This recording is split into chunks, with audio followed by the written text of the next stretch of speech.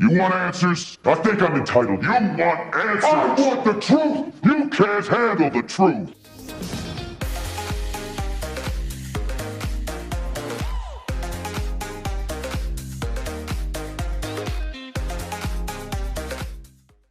Devara comes in hot and not entirely in a good way. The anticipation for this film, especially when I speak to loyal Telugu cinema fans, is most often mixed. This puts the film in the favorable position where audiences can come in with low expectations, hoping to be surprised. You go in the theatre hoping that the outcome comes in the category of films that underpromised and over-delivered. The mixed bag regarding the sentiment of the audience of course stems from the infamous post-SS Rajamouli movie curse we have discussed on the channel, where every hero inevitably experiences a flop after their movie with the director. Having recently seen Ramcharan bear the brunt of the trend with Acharya, most people feared the inevitable when Junior NTR joined hands with the Acharya director Kortala Siva for Devara. For those new to the pan-Indian phenomena and are not well versed with Kortala Siva's filmography, his films as a director have boasted of commercial hits where many of the films package the template with a strong social message, especially the films featuring Mahesh Babu.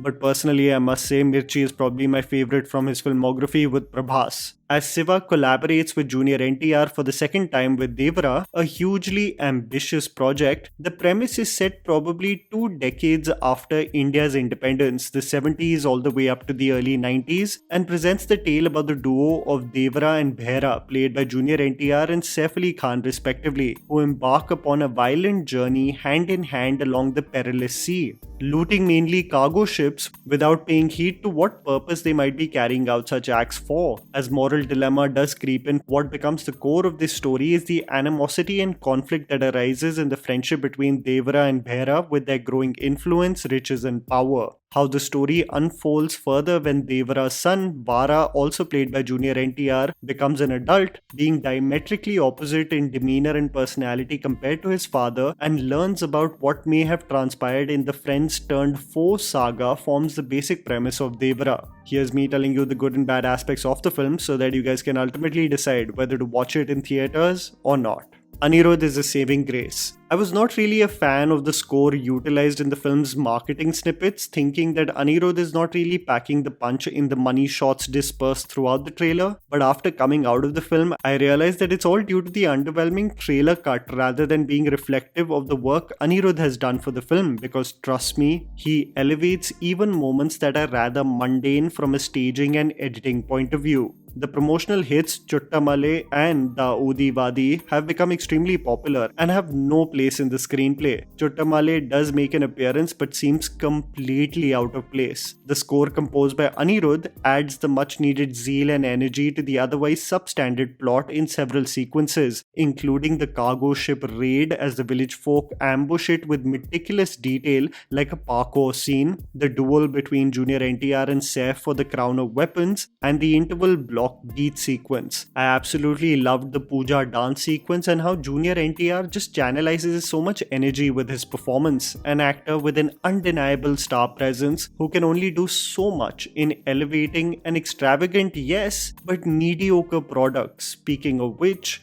visual effects. The constant criticism that was flung at Devara during its marketing run was that the visuals of the film, especially the exterior shots of the wide expanse of the sea, look extremely flat. One can of course understand why most of the sequences have been shot in carefully curated studios rather than real locations due to the stars involved in the project, but there has to be a middle ground somewhere achieved by the makers because the final quality is detrimental, especially when viewed on the big screen. The shots of battle, especially executed at night, has this flat, dark blue tinge that screams green screen. This becomes extremely distracting, especially because Kortala Siva does not shy away from taking a leap from a physics point of view also. So over-the-top theatrics in the action seem more comical when the surroundings itself don't seem natural. A film with such an investment, with such expectations and stars, should have been more technically proficient. This just adds to the list of the problem Indian films have in getting storylines set in sea on point, because seeing Junior NTR fly like a dolphin can be majestic, but it was rather funny. world, moral dilemma, and politics. I was so impressed by the way Kortala Siva introduced the world of the four villages on top of a hill that stayed in unison with one another. The sense of community that Siva establishes with each village having their designated leaders really invested you into the world of Devara, a community that worships their weapons and meets each other for a gladiator-style battle set the foundation for the film. What also is executed brilliantly in my opinion is the growing animosity between Bhera and Devara. One who believes in getting the job done for monetary gain, right or wrong, is immaterial to him, whereas Devara has a moral conscience that kicks in, which allows him to question the purpose of what the tribe is doing at sea. This moral dilemma that Devara goes through, which is in sharp contrast to Bhera's outlook, is built brilliantly. There is an exceptional detail to the writing of this world where there is context to what the villages have been doing while India was under British rule, and the important question of evolution, the purpose of their lives now as they are free men in a free country. Devara is someone who is absolutely devoid of an ego, and Bhera can't think beyond his. This violence is inevitable, and I must say both the actors showcase this odd energy of comrades who share a respect for each other yet despise each other's thinking extremely well. The biggest problem and why the film has such a mixed response from the audience is because rather than building on this dynamic, the film completely deviates and derails its momentum in the second half, and I'll tell you exactly how.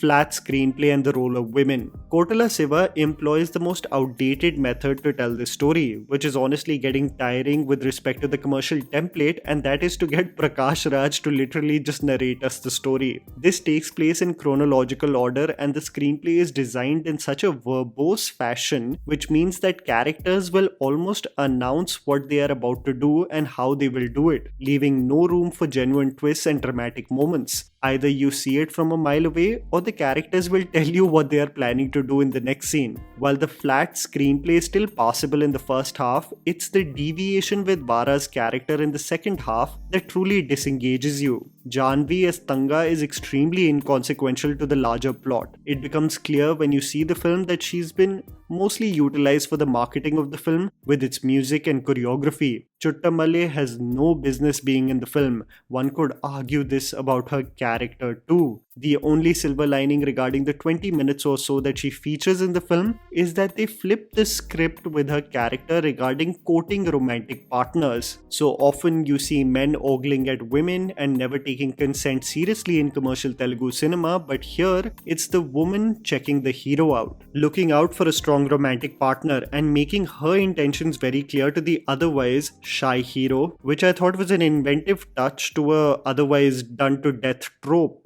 There is a larger problem though. The purpose of the women is only to serve the men. Janhvi is mostly lusting for Vara and his father, which is a creepy Oedipus touch. Devara's mother only wants Devara's sight, otherwise she will die only. The women around the villains are either prostitutes, are contemplating killing themselves because they consider themselves to be burdens, or are mothers being beaten up by their own sons for questioning them. It's a man's world, I get it, but for the women to be so immaterial for the plot was rather sad. The mixed bag of action. The one thing that everyone is repeating from the S.S. Rajamouli school of storytelling is that the action sequences as standalone set pieces have zero impact if they don't have an impactful emotion behind it. When you reflect on Bahubali and the iconic scene where Prabhas cuts a man's head for showing disrespect to Devasena, it's the emotion that makes that moment so special. Similarly, there are several action sequences in Devara that have been executed with the emotion building up being its core. The ambush sequence on the beach as Devara is surrounded by men, which is the interval block, or my favorite, when Vara confronts some of the men who troubled his sister, are all effective because of the emotion behind it. However, this is not the case for the exhausting running time of 2 hours and 57 minutes. Some of the action set pieces carry on for far too long, and in some cases they aren't even technically proficient, clocking you out momentarily and making you wonder what exactly are the characters fighting for. This lethargy especially kicks in the second half, making you think sequences could have been edited far better and it would have highly benefited the film that does suffer from an indulgent running time. wasted supporting characters. Other than Junior NTR, Saif Ali Khan, and the music director Anirudh, I bring him up here because his presence is literally like a supporting character. The other cast members just don't get the screen time or privilege of a fully etched out role to create any impression. Shine Tom Chacko is absolutely wasted as a random gang member, much like how he was wasted in Beast. The same is the case for Kalai Asaran, just a wannabe tough guy in the gang and nothing more. Janhvi and the women in the film's only purpose is to pine and yearn for the men or get slapped around by them. The film and its conviction rests on Junior NTR and Saif Ali Khan. But is that just too much pressure?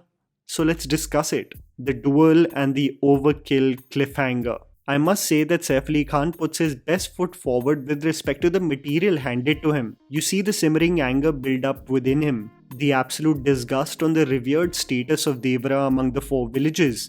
This anger builds and builds until his entire existence becomes about him. While I think he did look slightly awkward in the look that is set during Devara's active timeline, he looks like an absolute boss when he grows slightly older with those curls and coal smothered around his eyes. Junior NTR embodies the nature of both Devara and Vara with seamlessness. Devara is righteous, brave and mindful of others, and it's the portrayal of the ideal larger-than-life hero one knows Telugu cinema exactly knows how to present. It is in the timid and underconfident portrayal of Vara where Junior NTR makes you laugh at his foolishness, his naivety, and we empathize with him because he is constantly burdened by the legend of his father. Junior NTR has really carried the film, but the film and its storytelling starts with promise but really lets down such a confident portrayal at the helm of affairs. What becomes a point where the film absolutely disconnects with you as a viewer is the route the filmmaker takes to possibly make this film a franchise. This seems like a cash grab, a business decision,